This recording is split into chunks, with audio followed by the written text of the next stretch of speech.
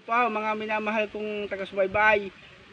Saan man panig ng bansa kayo nandoon o panig ng mundo, ay welcome po sa my vlog channel. Batangginyong Kuboy po. Mag-upload po ako doon ng iba't ibang talent, knowledge. Pa-like po, pa-subscribe, pa-comment. At yan po ay kung sakaling tayo kikita tutulong naman po tayo. Ay mga minamahal kong followers, ay ito po yung sa Batangas. Ang tawag po dito ay Madre Cacao. Ito po ay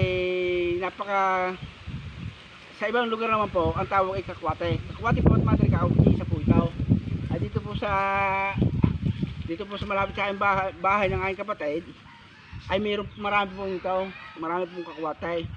Ay alangga po ninyo, ay napakaganda pala po yung benepisyo nito sa may Curicom. Alangga po yung Curicom, yung pong nagkukuha susugat-sugat, makati po yun. Yun po minsan hindi alam yung doktor.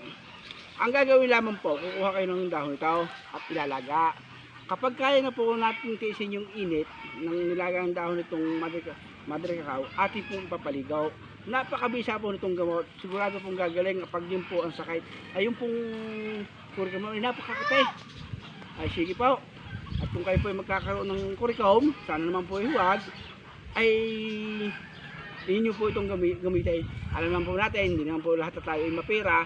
Ang isa naman po lumapit sa doktor ay napakalaking gastos, malaking abala. Ngayon, kung kaya rin naman ang herbal na nakapaligid dito sa atin, mga bahay-bahay, ay bakit hindi natin subukan?